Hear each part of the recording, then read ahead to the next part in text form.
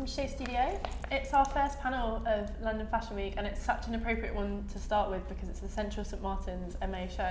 And I think everyone will agree one of the things that makes London Fashion Week so exciting is the fact that students show on schedule alongside some of the most established brands that we have here, which is such an amazing platform for a young person.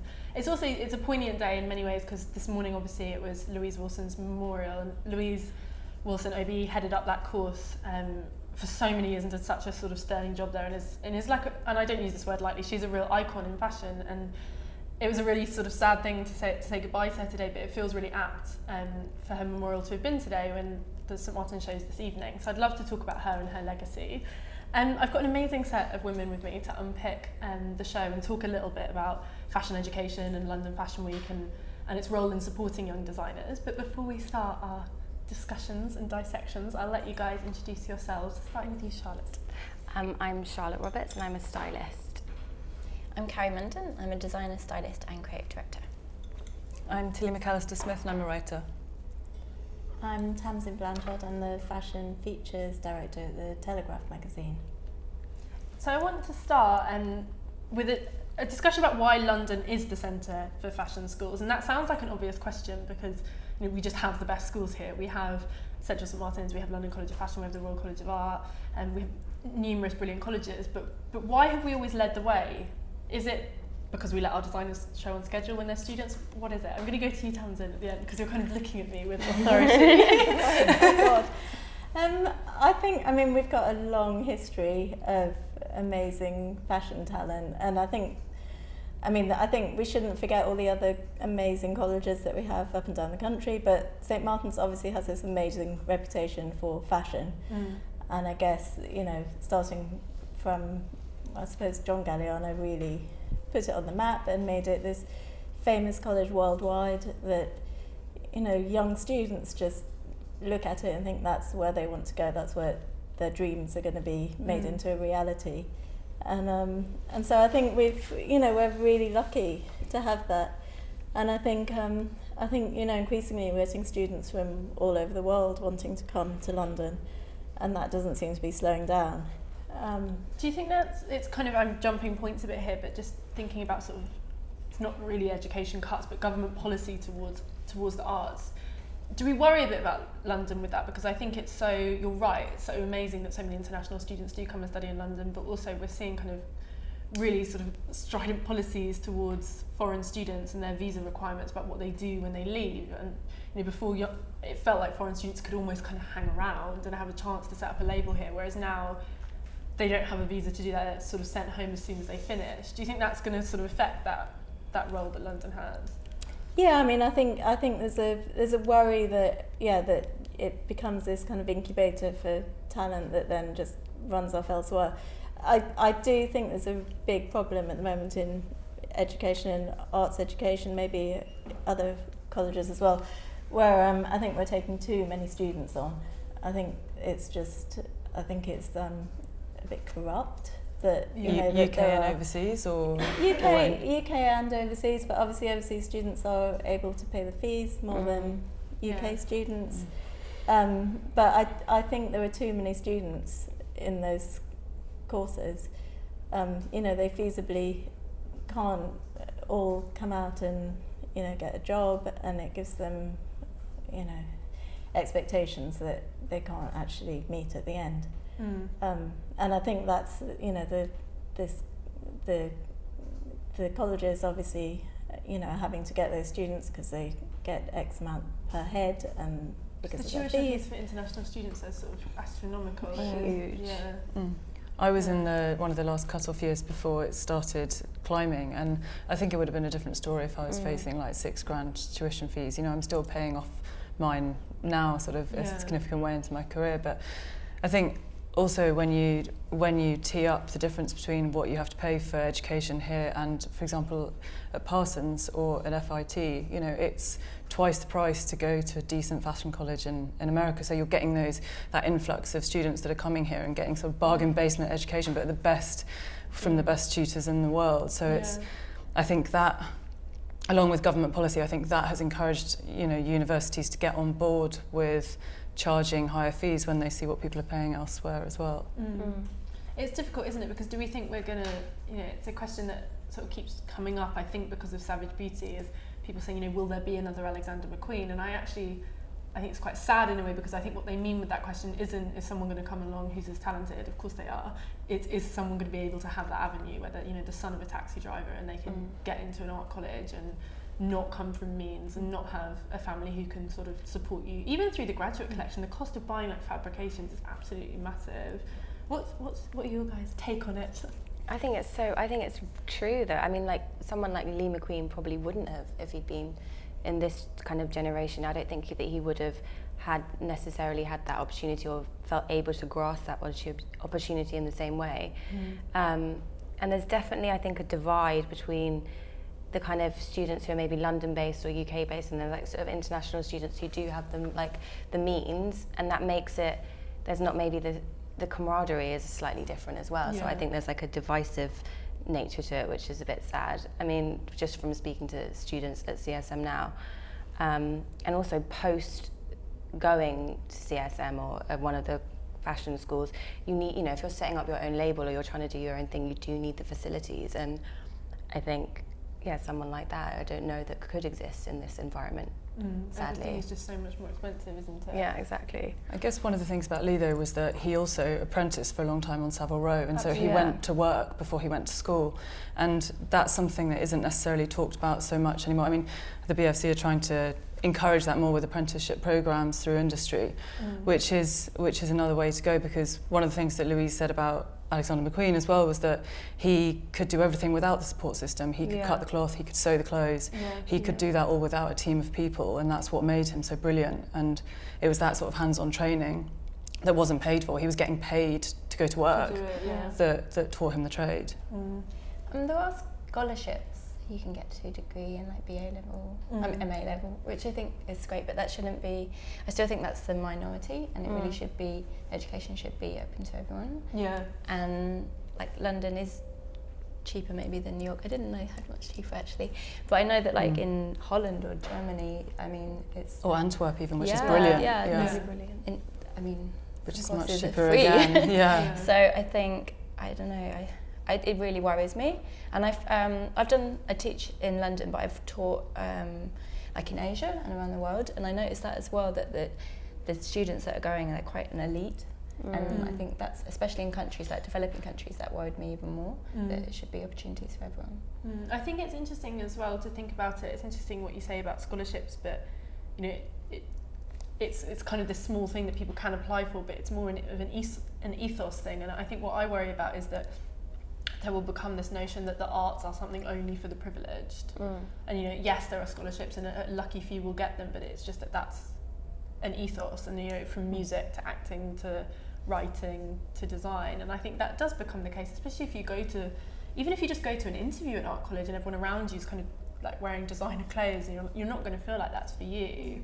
Kind of scary. Yeah, it's really I've been doing youth workshops this week with young guys from Hackney, and a lot of them are so creative, but like so many of them are like, oh yeah, but my mum doesn't want me to do fashion or doesn't want me to do art, because they just think that it's too much money and there's not like maybe a secure like career in the back, like in the future.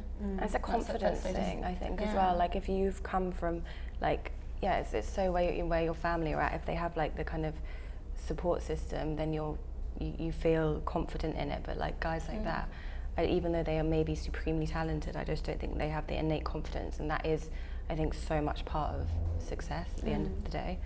The other thing is, I think there's a huge misconception about the industry, because we heard Natalie Massenet and James MacArthur talking this morning about how the industry is worth more than the car industry to the UK, and people don't think of it in that way. And I think there's a perception of art college in this country as being sort of quite a wafty creative experience, and you sort of sail through it and come out at the end of like a 4-year sort of meandering period with not much flower and that's it. Yeah, exactly. Whereas art college in America sort of leads to quite a commercially driven entity. And I think we're talking about St Martin's, so you have one view of it, but I had a lot of friends who went to Kingston, for example, and that is mostly a sort of very technical college, so a lot of the designers coming out of there are much more sort of product driven, and they'll go and be placed at houses like Max Mara or things like that, which are more about sort of solid pieces, if you know what I mean, rather than that Galliano kind of. I did my foundation at Kingston. Did you? Yeah, it was great. Yeah, it's really, yeah, exactly, like really, really good, but a different approach. I think though that we could put more emphasis on more of the technical side of things. You know, there are jobs for pattern cutters and for, you know, amazing seamstresses. And I think that those jobs are somehow not really glamorised in the way that the job of a designer is. That's part of the problem. I did my masters at St Martin's, so like I love it to bits, but I do feel people fetishise St Martin's. This notion of, you know, being a Galliano or McQueen, you know, divine inspiration, producing something fantastic, leaving, setting up your style, and it's not so much kind of.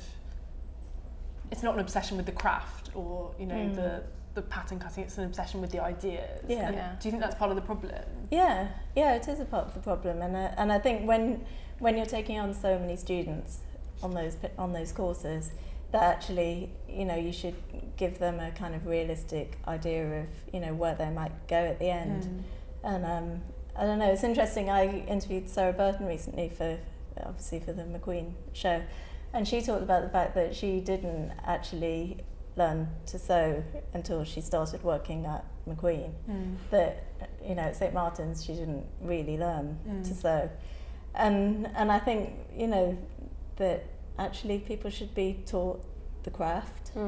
That's the one thing that they can teach you, and I feel that maybe that's being kind of left by the wayside a little.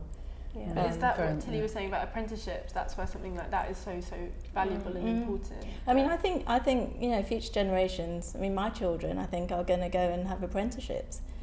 I can't afford to send them to college. Yeah, I wouldn't have been able to afford to go if it was, you know, 3 years later than it was. I mean, I'll be definitely encouraging those apprenticeships. I think they're brilliant. I guess they do the year in industry as well at CSM, like you do, and that often proves quite helpful. And then I think they see the difference because you do your you go back after a year of that. So I think you can kind of see the progression. A lot of friends did that, and they did kind of London designers, and it was like a complete baptism of fire. They were like, whoa. One of them worked for, I think, Medium Kirchhoff, and it was just like really long hours, but they were like, it was brilliant because I learned so much, and why aren't they teaching me this at school? Lessons the gap between expectations. Yeah, exactly. Like, this is what you'll be doing on a day-to-day basis. And you see the skills that you'll need. Yeah, exactly. And you just have to kind of, if you can't do it, then you just have to learn very, very quickly to do so. Cause it's also a kind of leveler. I think it's really important having those year outs, because it means, like, you know, people whose parents could not support them to kind of just intern after they leave can intern, and they've got a student loan. And I think that's something that's so valuable, because we have such a terrible intern culture in fashion as well. Yeah, where exactly. you're kind of, I do think as well, though, that's something that's really affected sort of small businesses and being able to start, because some of the designers that I worked for wouldn't have been able to pay for internships, where I learned so much that was invaluable. And I think it's actually a real shame that has sort of been eradicated, because I feel like there's a generation of people coming through that just don't have that in anymore. They don't have that kind of opportunity to it's hard, isn't it, with internships, because there isn't a right or wrong. I think it is simplistic, you're right, to be like, oh, they're just point blanket bad, because you're right, you know, for some people you gain so much, and it lets young designers set up businesses. But then when you do, you know, you get houses like McQueen having interns for free. It's bonkers. Like, it's absolutely bonkers. So it's just how you find the right balance. Like a long internship as well. Like, they must just be, I don't know how it's not sustainable. Yeah, it's really not sustainable. It just needs to be more structure to it, I think. Do you think? Like, make sure that the interns and the students are getting lots out of it, and they're not just exactly in a dark room for like months. I think the reality is it probably is that, which is great experience, but I think probably in your head when you're at 2 a.m. sewing on like the thousandth, millionth sequin, you're like, oh, I wish I was getting paid. Can we talk a little bit, it was one thing, we talked a lot about kind of the problems from above and cuts to the arts and tuition fees, but I also think it's interesting to think about students' attitudes, because we work obviously here with a lot of academics, a lot of people who work with the colleges, and consistently they talk to me about how expectations have changed, and I find that really interesting. I think it is one and the same, because, you know, if you're paying for your education, that balance of power does change. You don't feel like you're kind of lucky to be there and you can experiment, you feel like you're buying an education. But do we think that is also part of the problem, that young people just, they have different views? I think there's so many young people who want to work in fashion because they want to be famous, or they want people to know who they are. Is that something that people agree with? I don't know. I don't want to kind of be like, what are the kids up to these days? I think you're right, like you said, a lot, you know, there's so many other jobs in fashion, and so many like young people or students that I've had come and work with me, or I know they they want to be the star designer, and it's like not everyone can be. And I think that's also to do with London having such like an editorial culture and like all of the focus being on creativity and all those things. And people see that people can come straight out of university and then do a show and get all this hype, and then I don't know, it's not sustainable. It's not, but that we've proved that. It's so interesting, like, to look at people drop off the schedule, and they have been doing sort of since the 80s, and there's a lot of talk, isn't there, about how, like, you know, the designers are more pragmatic and commercially minded than ever, and that's certainly true for people like, you know, your Simone Rochers and your J.W. Andersons, but you see people like Medium Kirchhoff disappear in the way that Body Map disappeared. So sad. It's so sad, but then you think, what's the answer? I think there was, I was moving house recently and clearing out some boxes and found my dissertation, which was about London producing all these great designers and moving overseas.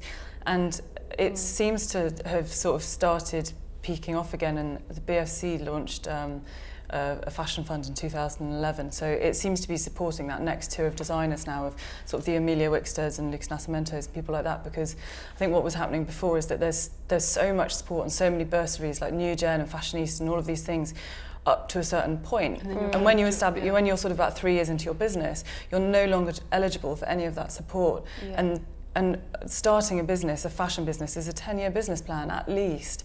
And so at sort of like the crucial point of when you're starting to establish your business, you're building all your relationships with your suppliers, you're employing people, you suddenly lose that pot of money, and you become unable to meet production. I was talking to Patrick Grant from E-Talks about this, and he was saying that people are always kind of endlessly surprised that he was kind of still applying for the GQ Fashion Fund that they do with the BFC. But he was like, well, why not? He was like, it's important. You know, we might have a shop, but that doesn't mean we have loads of money. And I think you're right. It's important. I think there was so much support for kind of just that emerging thing, and that's why London has that reputation as sort of being this innovative sort of, you know, incubator. But actually, it doesn't have sort of, you know, or it hasn't up until a couple of years ago had that ongoing support for designers that are then sort of trying to build internationally. And then you see the business, BFC sort of doing things like taking key designers to LA and introducing them to the red carpet and doing things like that, which had a huge effect on, you know, people like Roxander and Osman growing their businesses internationally, which is great. And London showrooms. Exactly. There's so much support, and London is so great for that. But I just think it'd be good if there was similar structures for other opportunities, like you were saying, not just for design. That would be interesting. Also, I think the students have this sense that they're going to come out at the end of their degree and start their own labels.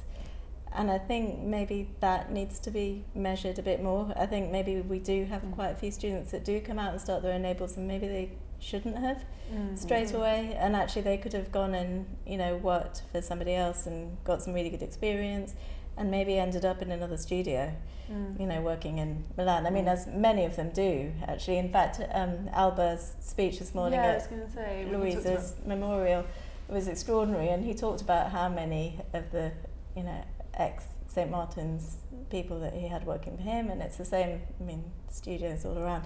But I think there is this sort of expectation for students that they're going to come out and become a star, and it's just not going to happen for that many of them. That'll change. We've talked quite a lot on these panels about it, so I don't want to repeat too much, but I feel like we're seeing a lot of people being promoted kind of from the salt mines, and that's quite interesting. You know, Gucci is a really prime example of that. I know it's kind of not London based, but like, I don't think anyone knew, I'm going to pronounce his name wrong now, it's like Alexander McQueen was, like, I think, you know, and then he suddenly is like head designer at Gucci, and you have a similar story, you know, at Sonia Rykiel, you have a similar story at Jill Sander. So I wonder if that, you know, is going to give students this idea that actually, hey, it's okay to go work in-house for like 10 years, and it's just like a really nice example that you don't have to be Jonathan Anderson. Yeah, some accelerated career by the time you're 30, you have like, he's a one-off, and I think his work rate is insane anyway, but you're not going to necessarily be at that stage at 30. It's still all right to be slightly behind the scenes, and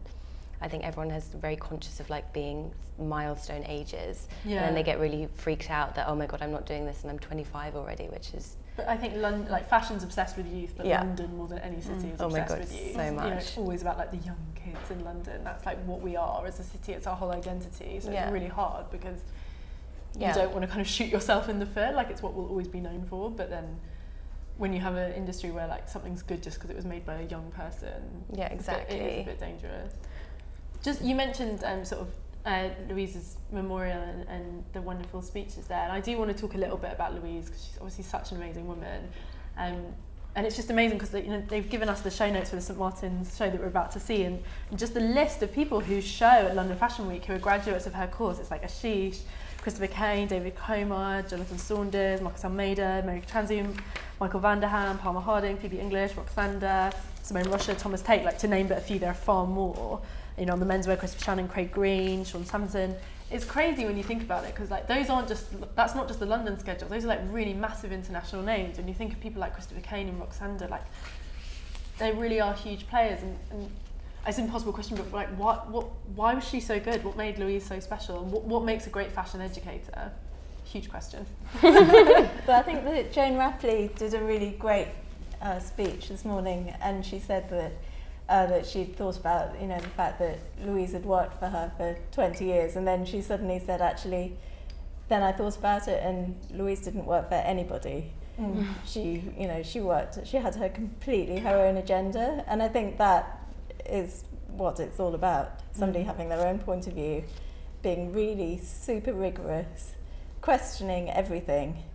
And I think that's what she did, wasn't it? Yeah. I mean, people sort of laugh and say, you know, she was a bully and foul-mouthed and whatever, but actually she was just questioning she just made things happen in a way that, you know, I think education can get so caught up in like bureaucracy and what you can and what you can't do, and like if a designer needed money, she'd try and find them a bursary, even if it meant like calling up someone herself, and I think that's so impressive. Yeah.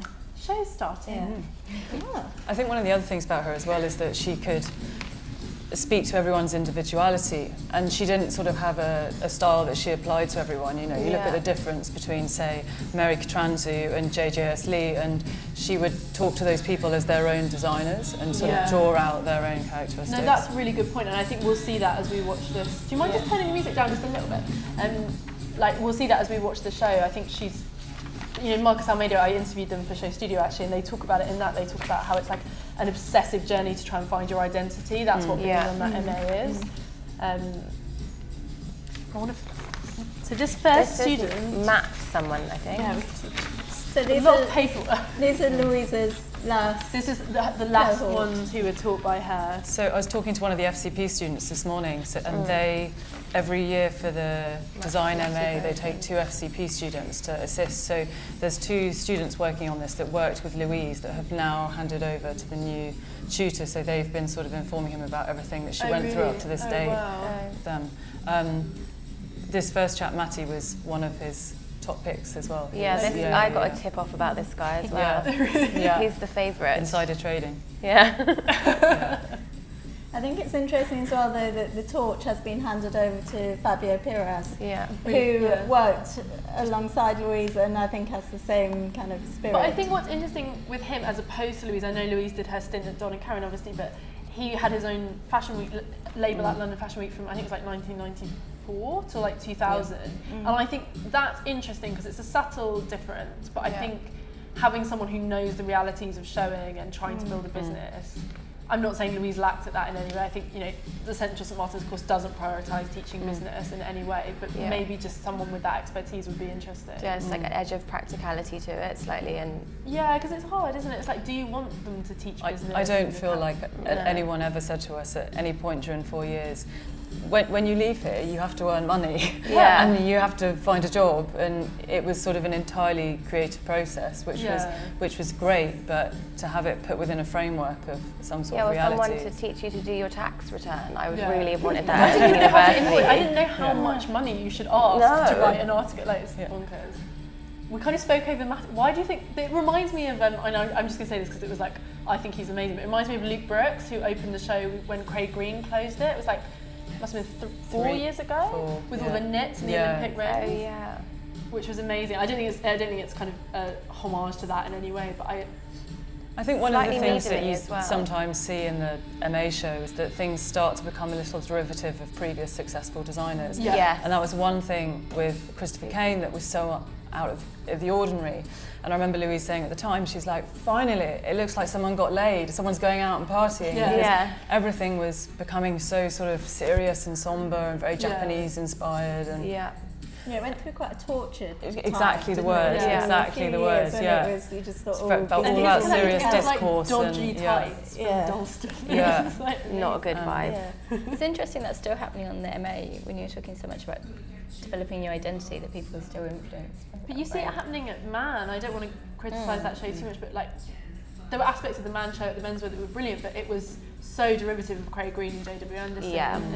And it's hard, isn't it? Because you think, young designers reference, but then it's when it's kind of that close to home. Like we've seen so many. You brought up Medium, and you see so many Medium homages, like constantly. So many. And I think because of the like Riot Girl aesthetic, it's kind of like legitimised in that context, because it's like they've taken references from other places. So if I take it, it's not copying, it's getting part of that Riot Girl 2.0. Yeah, exactly. But that is true though, because it's not always from other designers. It's like Yeah. culturally you've Exactly. got the same influences, so that Yeah, can that is happen true, organically. I think it's hard when. Oh, sorry. No, I was going to say it's interesting that these two students, and actually the next two are all recipients of scholarships. Yeah, it's interesting. We should mention the Isabella Blow Foundation and some of the amazing scholarships that there are, because I think that's what's kind of, if you look through it, it is quite scary. It's scary and amazing, but it shows that you have to be there by getting one of these amazing. Yeah. And the Isabella Blow Yeah. Foundation is, it's Yeah. amazing. It Yeah. helps get students through education, but like. And the Louise Wilson Fund Have they started? was launched, Yeah, I so think, today. So what have they said about I don't know. that? Do you I know tried yet? to find out some more about it, but yeah, I mean, I think it's going to be to support. But do you know, I think it does rely on students having a certain level of expertise and knowledge. I worry that kind of finding these individual solutions for individual cases is brilliant, it's amazing, but it doesn't create this ethos of like arts education is for everyone. No. It's more like, you can get in and we'll try and help you out, but it's not, I don't think it's going to lessen that sense that No. education is too much and that it's not practical to go and work in fashion. I think it's a global problem as well, because of the influx, the intake of international students. Yeah. And when you start comparing, the income of it's a business against someone like Parsons, which has 4,000. I just looked it up before I came here because I was interested. 4,000 students enrolled, 1,500 studying fashion, paying $40,000 a year for 3 years minimum. I mean, you're talking into mega millions, and It's a huge it's a business. huge Education business. is It's with Yeah. design, like maybe with journalism or styling, it's like, the answer is don't study. What a shame. Like, I don't like to say that, but then with design, it's like you can't not study. I spoke to Lily Kennedy about it when we interviewed her here, and she said that she was getting so many applicants to Fashionista now who just came from the BA, and she was like, obviously you can't hold that against them because they probably can't afford to do the MA.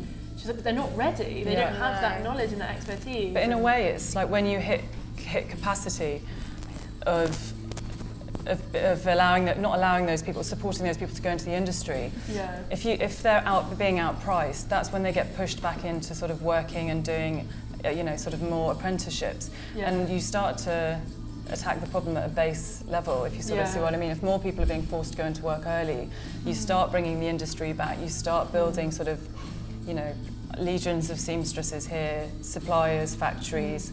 And you start creating those jobs if people aren't pursuing education immediately. Maybe the MA is there if you're, sort of 5 years into, working and want to start your own label. It's interesting because I did do that MA, and there was a lot. There were the very young people on it, but there were a lot of people on it who were kind of 29, 30, 31, who had kind of worked for a few years and come back. And I think that's a sensible idea. yeah, so do I completely. I think it's probably why people found it such an emotional experience working with Louise, because it's not just about clothes, it's about her pushing you to find out who you actually are, and that's a massive question. Quite terrifying. Yeah. When you're in your 20s, that's all you think about. Exactly, every all the moment, time. every day. So when someone Constant anxiety. Who am I? What do we think of the fashion we've been seeing so far? We're now looking at oh my god, I'm not going to remember to pronounce his name. I just Sion realised that Pong. I know Batty. Oh, do That's you? his second name, yeah, and he's awesome. Oh, that's good. Yeah, and I can see that really reflects him, I should have Okay. guessed. But yeah, I really like that. All I the like how different the textures. three that we've seen have been. Yeah. I think that's one thing that's really interesting.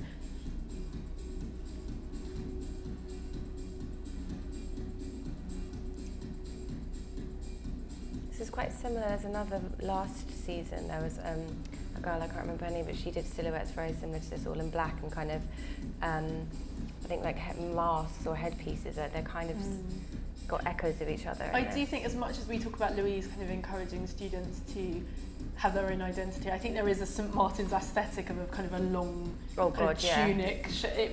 Well, I think there's the two now. I think there's that, and then I think there's the very sort of lively kind of, yeah, like things hanging off. Yeah.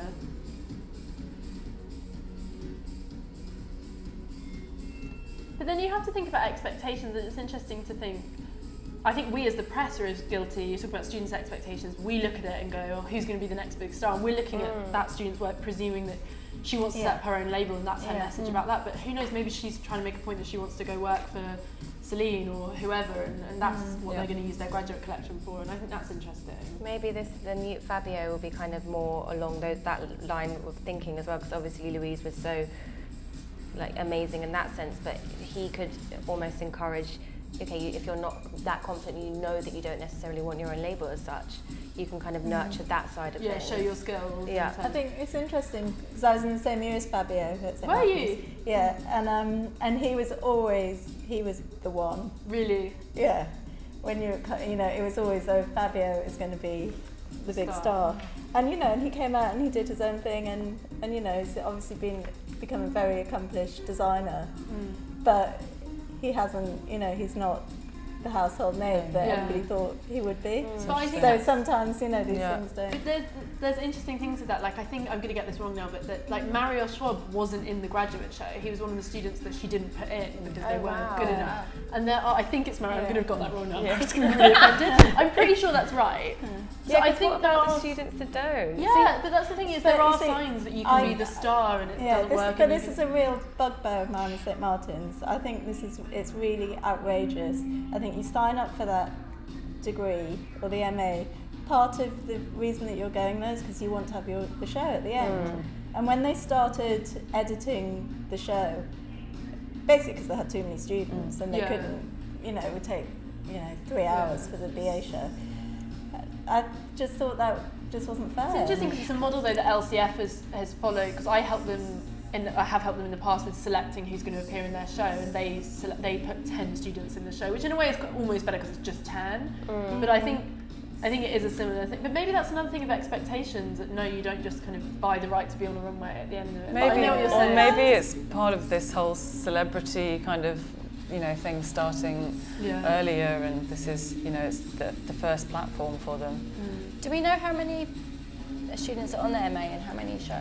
I think there's half that get in, and there's 14 this year. Is that right? They said it's the most. They have a huge dropout rate off that course as well. Not in terms of like people having to resit years or not making it through to the second year. Molly Goddard dropped out, I think, because she was doing her MA at Central St Martin's, and I think there was a quote, she thought she'd rather just do it.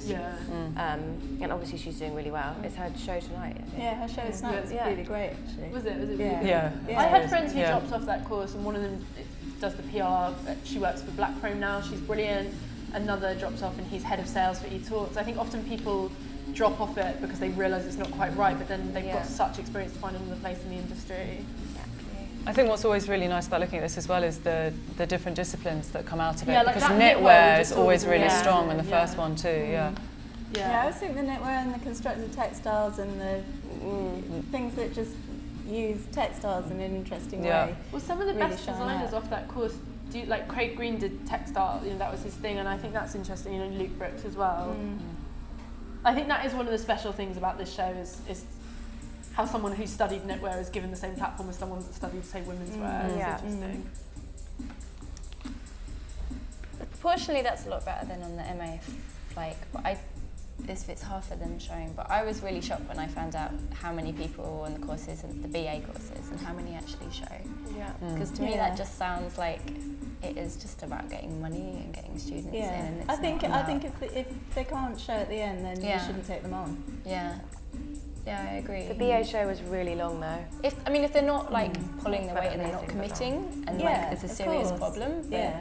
I think. But that's a difficult thing, because do you also not think that the counter argument is that this is an on-schedule show? It's interesting because there are some really old-school journalists who sit there and they're like, oh, it wasn't made well enough, and blur, and you're like, well, they're students, but then you also, they're showing on schedule, so it's it can't be like a party, it's got to be kind of a. Or do it off schedule. I think it's hard, isn't it, to kind of work out what the best answer is. This all looks quite slick though. I mean, it looks actually incredibly well made. maybe because they might are like always it a really bit- long, really long. Oh, yeah.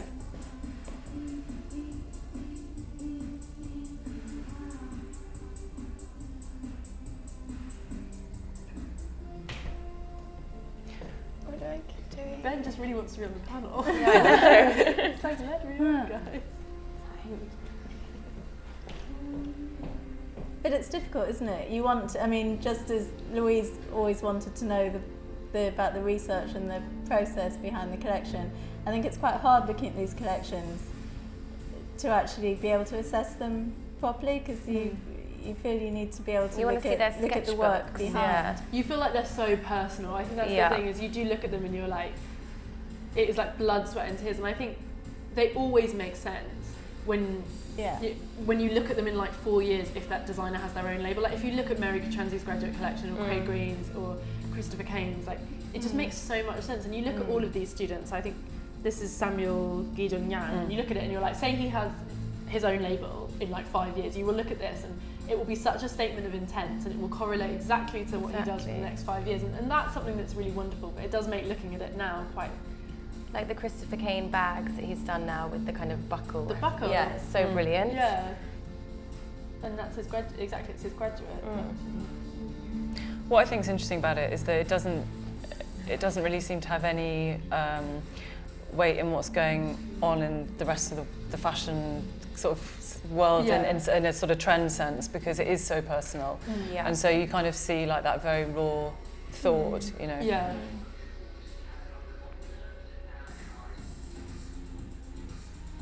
Did anybody see the LCF show last night?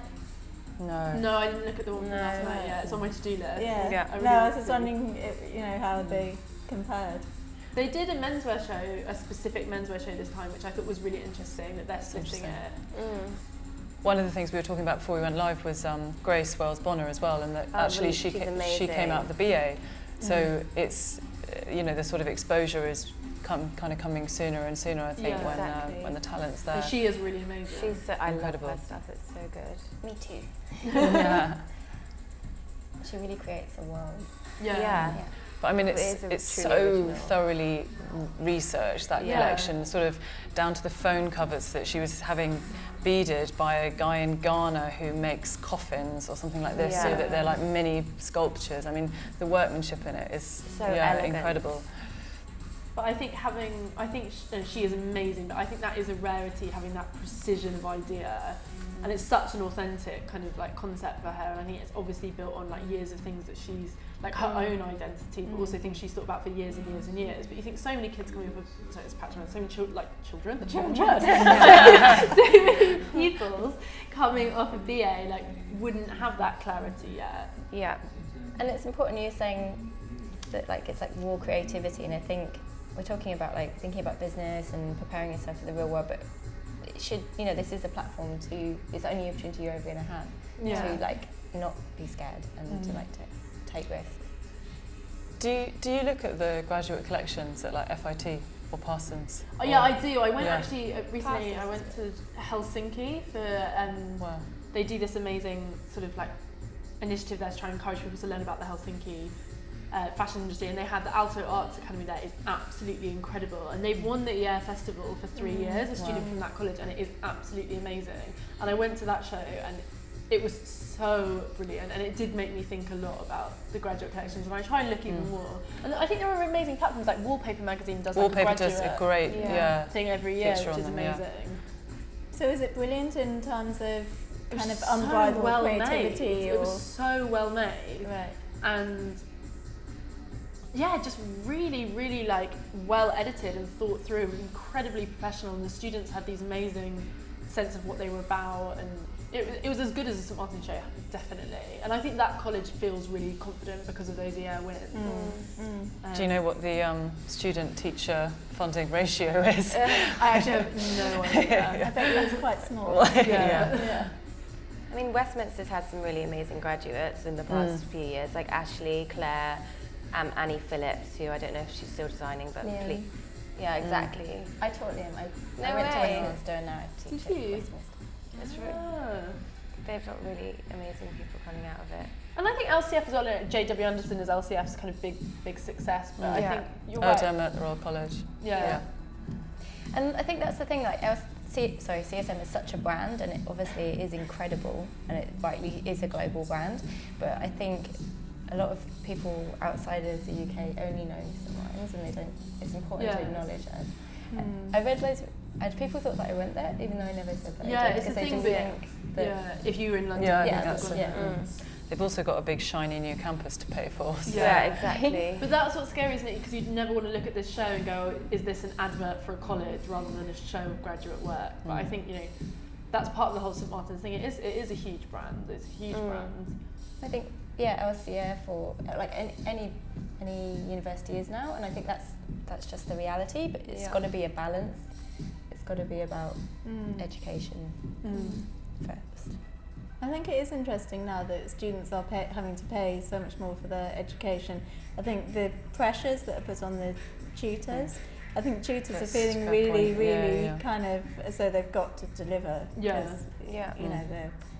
But I think it's difficult as well, because I interview a lot of people who came before that time where you had to kind of pay for your education, and they all talk about kind of the reason they're good is because they could just kind of do what they wanted, because you weren't paying for your education, so you didn't feel like you were taking a risk. Actually, Louise Wilson was interviewed by Hal Davis for our In Fashion series on Show Studio, and it's a beautiful interview.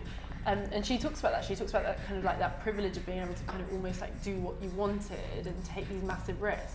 But I think if you're paying that much money, you're not going to be like, I'll try something new with this project. Because if you mess it up and you fail, that's a huge issue. And I think it does stop people from being like, just going on, I'm going to do this completely differently. I'm going to try this my own way. Yeah, and if your parents having to remortgage their house for you to afford to live in London, it's huge pressure.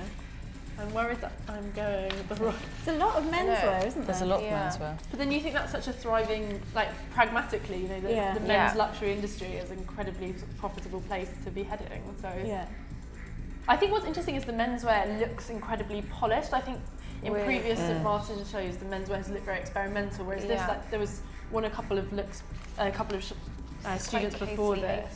I think that's probably gone through a natural curve, though, of people sort of getting quite excited about menswear and trying to get quite shouty and experimental, as you say, about it, and then realising that actually it can speak for itself, but it's got to have good foundations. The one before this, not the last menswear we saw, it looked almost like Bottega Veneta, that kind of like pajama thing. And it's quite Loewe a little bit. Yeah, really Loewe with the colour palette, definitely that kind of moody, sun-drenched.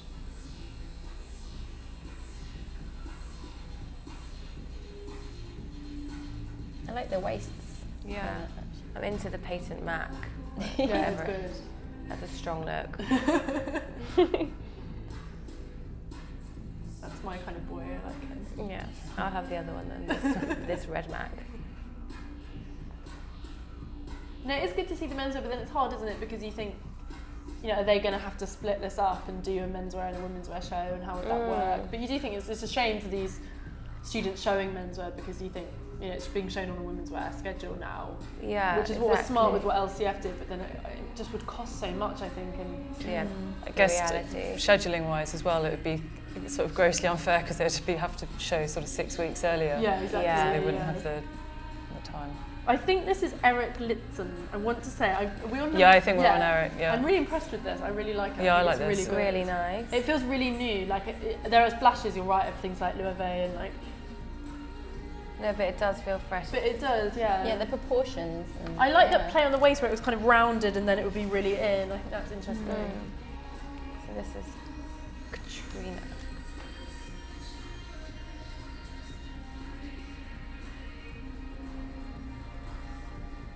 You do wish kind of all the students, because the notes we have here, just for the sake of our viewers, it kind of has their name and what they studied and the scholarships, but you almost wish it had a statement of intent, I was just thinking that, it would be great to have, sort of a 2-line sort of bio. And because I am looking at some of them and wondering, if you wanted to show that you were really great, with knits, and you wanted to go work for a massive Italian house and do their knits, you'd want to know that about the students when you look at it. Exactly. Or just say a bit about their identity as a designer. Yeah, exactly. I always want to see their sketchbooks. I always think that's so interesting. Yeah. Like, one of the things that came out of the talk with Natalie Massenet this morning at British Fashion Council was that this is the year of business, of her sort of 5 pillars that she's introduced through her sort of programme since 2013. And I think they were talking about education, which was something that they've been tackling up till now. And the link between education and business is something that she sort of seems to be really spearheading and taking to another level. Yeah. And there is, I hadn't realised, but there's a college council which has got 31 colleges around the country that have to apply to be part of this, and they get sort of recognised for their excellence across menswear, knitwear, womenswear, and all of these things. And I think sort of creating that sort of nationwide platform as well for students is encouraging for people in Manchester, in Newcastle, in Liverpool. Yeah, that is one thing. It's interesting because we've talked kind of about the notion that should students be taught business skills, but then you think, actually, wouldn't it be better, as you say, if they were being linked up by students who were studying like business studies and wanted to become entrepreneurs? Because you think that's such use to a young designer, kind of being teamed with someone who wants to kind of be a future CEO and letting them start their careers together. But Absolutely. I mean, a lot of the most successful designers have got that behind them. They've got that much. Yeah. Like Phoebe English even started with... I know, I'm really smart. Maybe I'll set it up and be a new Stoppard initiative. Do it. But I think about that all the time. I think about it with like, there's so many young people that want to start their own businesses but don't have an idea, and there's so many young designers but have the skills. Yeah. And so many young designers have all the ideas. Yeah. But whereas you're not likely to meet someone like that at art college in the same way if you're at No. a business school, you're not likely to meet the next Craig Green. Phoebe English was an interesting case because she, Rose Easton, who's like her business partner, wore her clothes for like her 21st birthday party and was like, this is just brilliant, this girl's amazing. And they teamed up, and she had the kind of business sense and Phoebe's very just creative. Yeah. And then they wrote this together so young, like 21, both of them. And just like it grew and grew and grew, and now it's, really established. Yeah. But then you think, what luck, Yeah, exactly. Phoebe's told me that story where she just like, Rose wanted an outfit for her birthday and wore it, and you think, it relies so much on luck. Charles Jeffrey was my other tip-off. Yeah, Charles is amazing, we love Charles. Yeah, he's great. He's a show studio friend. He's a brilliant illustrator Really? and runs a very good club night. Excellent. Really? Yes. Modern, multifaceted. I like this. Yeah, this is great. What's great about Charles is the paintings that you're seeing here. He paints just the most amazing stuff. Yeah. Oh, wow. He's absolutely amazing. He does these amazing illustrations, and he works a lot with kind of like discarded, thrown away stuff. So when he did some illustrating work for us, and he kind of drew on receipts and stuff like that, and he's got this really just this like way with colour and It's quite fearless, his collection. it's really fearless. It's really cheerful, but it's also, and I think he's an interesting character because like, just he's really into club culture, and you look at kind of the way he presents himself and you think Lee Bowery, Trojan, all that, but I do think there's something very like handmade and quite naive about what he does that feels really nice. Are they just painted, those jeans? Yeah, I presume just based on what I've seen him do, I presume just painted onto the denim. St Martin's have that amazing magazine, One Granary. He did a thing where he like hand painted little cases for like 40 of them to go. Wow. He's just amazing. He's a really great guy. I love the paint on the wall. That's really No, but I think that's an notion of like rubberized? texture, like rubberized, because Craig did rubber dips knit sleeves, which were amazing. These Craig Green. trousers are amazing. Yeah, it's quite a silhouette, isn't it? I really want them, but my legs aren't like that. You're fine, you could just let them get all.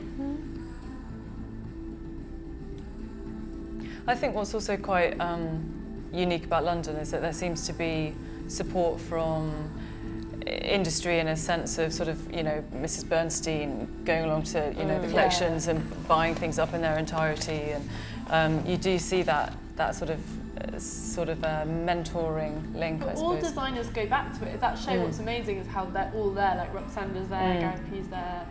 It's interesting also because Kim Jones, John Galliano tried to buy Kim's graduate collection. So there is this thing of like handout, which I think is really interesting.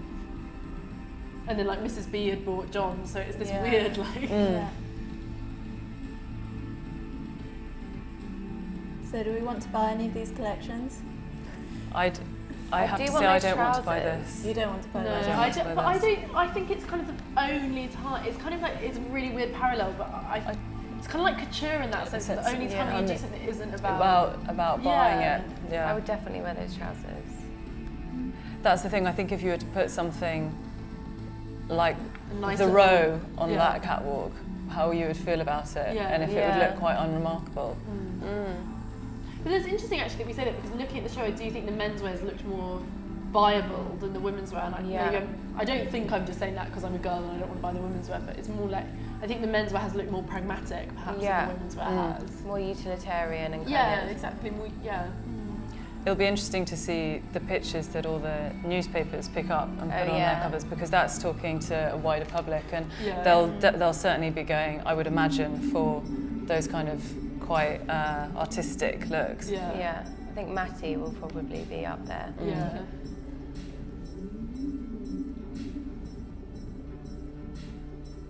I think an interesting thing that comes often out of the graduate collection sometimes is celebrities wanting to work with the designers to produce kind of stage outfits and things. You know, I think that's quite. I was just thinking that's not necessary. Of course, that's not something you want to buy necessarily to hang in your wardrobe, but that's incredible, like the workmanship. Yeah, you can imagine that in a film or something. Yeah, totally.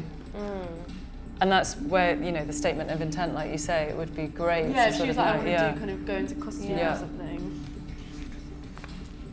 Is this the first print we've seen in women's? This is Beth Puzzle, who's a really interesting character because she's actually already stocked in loads of amazing places. Like she's stocked at Machine and stuff like that. And she's. Is this of Luton Postle? No, that's her sister who does Luton Postle. Okay. Beth does this. Yeah, I know her work. Yeah.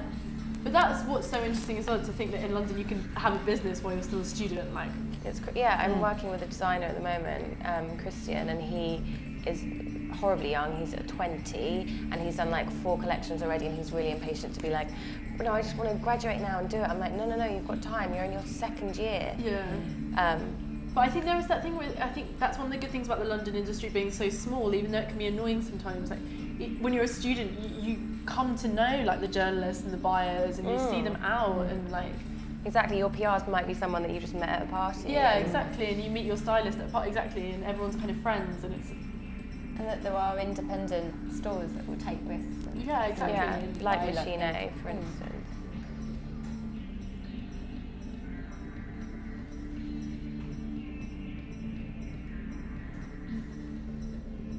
I like that.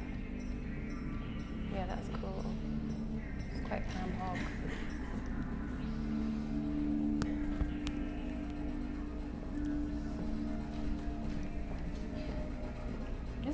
This is the most wearable, I think, in terms of like you can imagine these pieces going. But maybe that's because she already sells it. There's a kind of a more commercial. She's already understanding there. It's very. She's taken an idea and really, really gone with it. Hasn't she?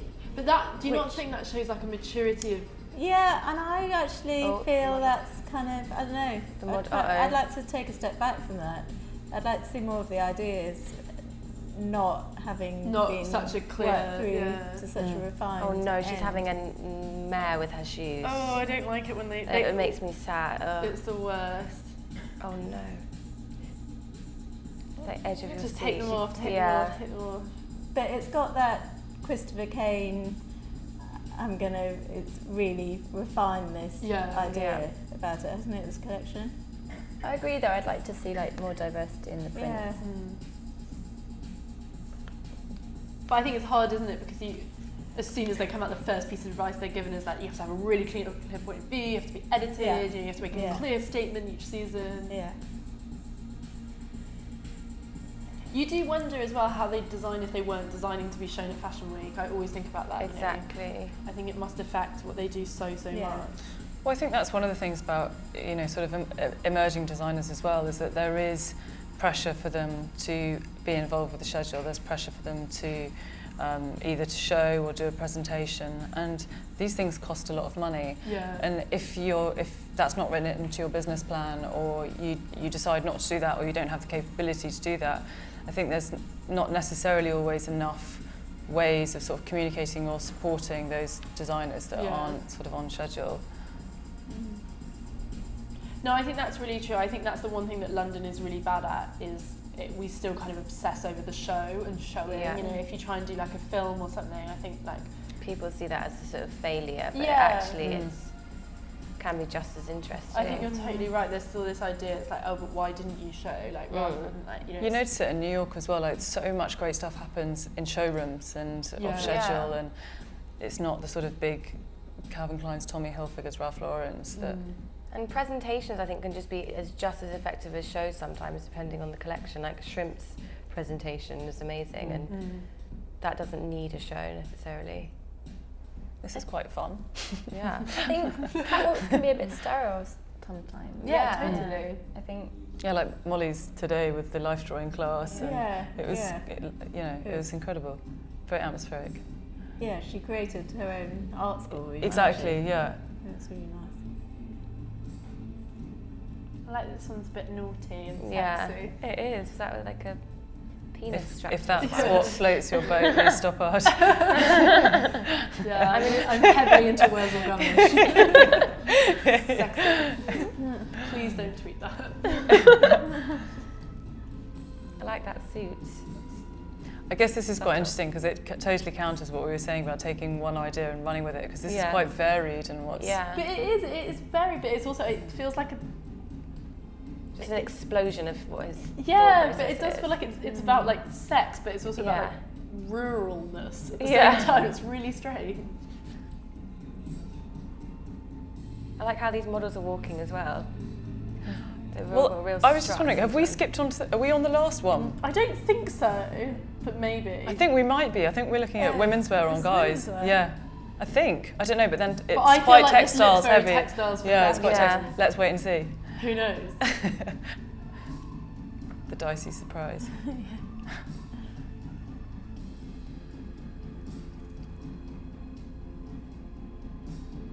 Oh, No, that was our textiles. So that was okay. James Thiessen Buck, which Yeah. I did think was very good. Theus Buck, which is very good.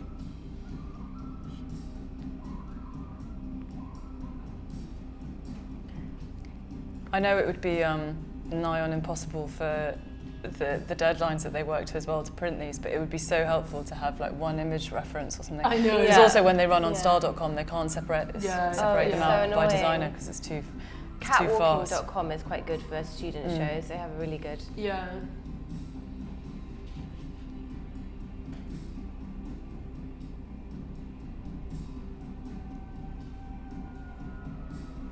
I think we've all been drawn to silence. Yeah.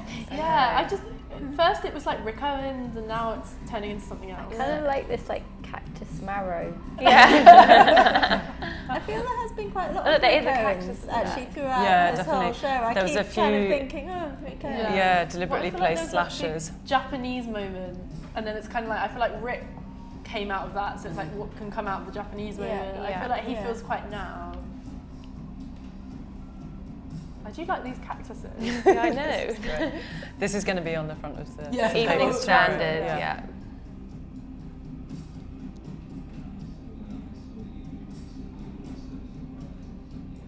What I find interesting is you'd look at this and presume this was a student that did like textiles for fashion, but she's not, she's a Womenswear student. Yeah. Yeah.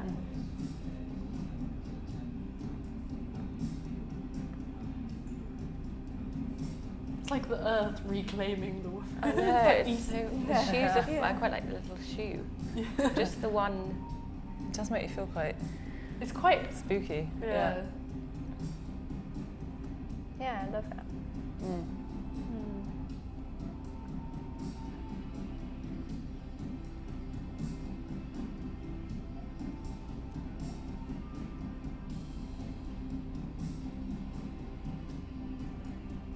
They're quite amazing constructions. They are, aren't yeah, they? Yeah, really. Like that's held on chiffon and not much else. Yeah.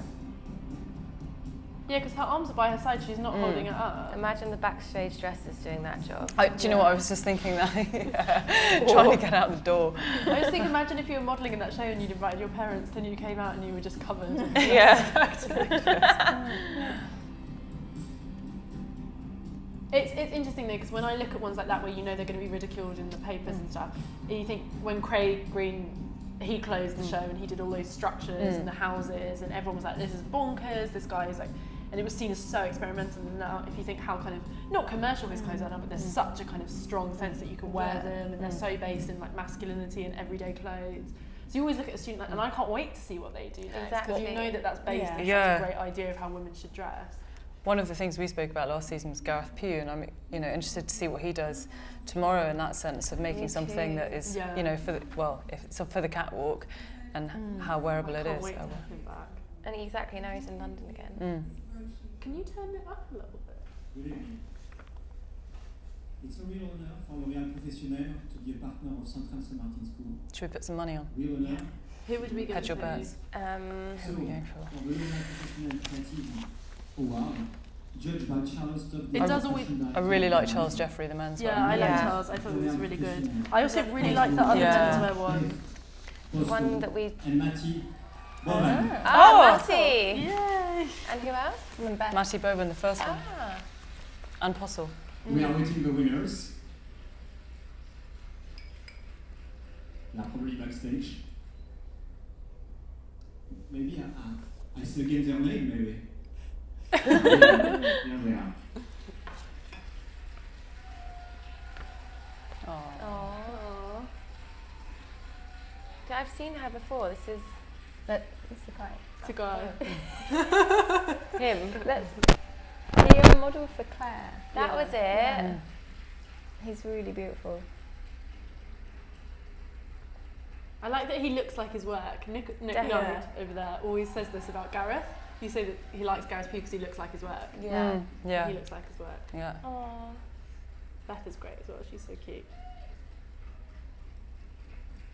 It's interesting choices as well, because you think there's one that's so experimental and young, than Beth, who's got this kind of very pragmatic t-shirt business already, and not just t-shirts, like sweatshirts and that kind of thing. And it's nice to see that kind of both ends of the spectrum. Although both still quite uncommercial in a way with what you've just seen. But then it's interesting with Beth, like her work, she'll do like black neoprene sweaters with like a big white bit of sort of like kind of an echoing of that. So are we impressed with what we've seen? I thought it was strong. Lots of different ideas.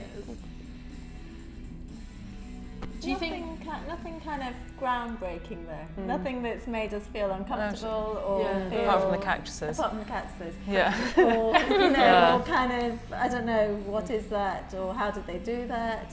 But that's quite interesting in itself, because actually, if there was something that was so outrageous, you wonder if it's for the column inches in the first instance, or I don't know. I think the menswear was really strong. I think it's been the strongest thing for the last couple of years. Do you think aesthetically it will change now that it's not Louise? Do we see flashes of Louise in this? I don't think you can see flashes of Louise, because I think she was always about the individual, and I don't think there was ever sort of one particular aesthetic that she championed so much. Yeah, and I think that part of the point of St. Martin's is celebrating your own individuality, isn't it? And having the freedom to express who you are, and long may that continue, I think. Yeah.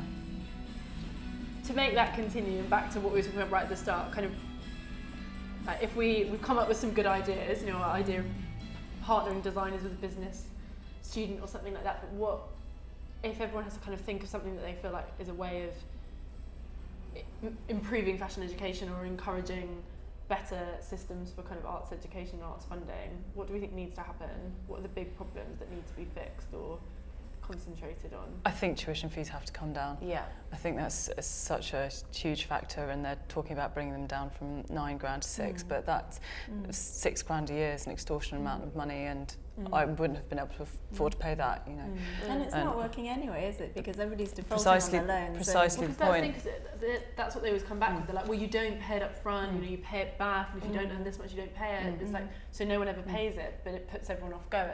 So it's but also that spending that amount of money or going through a degree has to qualify you to come out with a skill at the end of it. Yeah. And I think there's definitely something in, Sarah Burton saying she couldn't, sew two bits of cloth together. Yeah, well, no, she said she could sew, but she really learned properly to sew on the job. Yeah.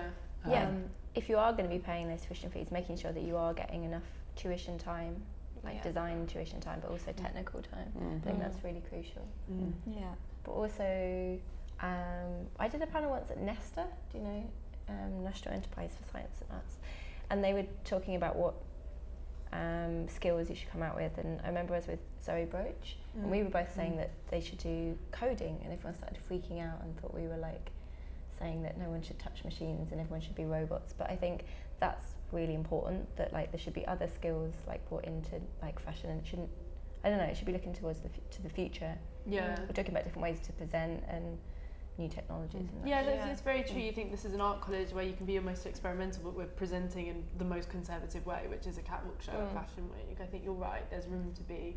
And you or think have presentations for the students who weren't able to see the show or something they like do that. do a thing where you can go and sit, but it's not it's not hyped in a way that it should be. Like in collaborations with other courses, if not business and absolutely. You know, you think like model making or like 3D printing and all the amazing technologies that are entering fashion. You should see them at graduate level. Yeah. But also I think there's a sort of an education piece that has to come from the government in talking about the arts as not a sort of silly feminine orientated pastime, but something which is a huge industry as well. Bigger than the car industry. There you go. Yeah. Stop driving, start selling. Well, should we give the amazing students a round of applause? Yeah, so much work has gone into Yeah. that, you can tell.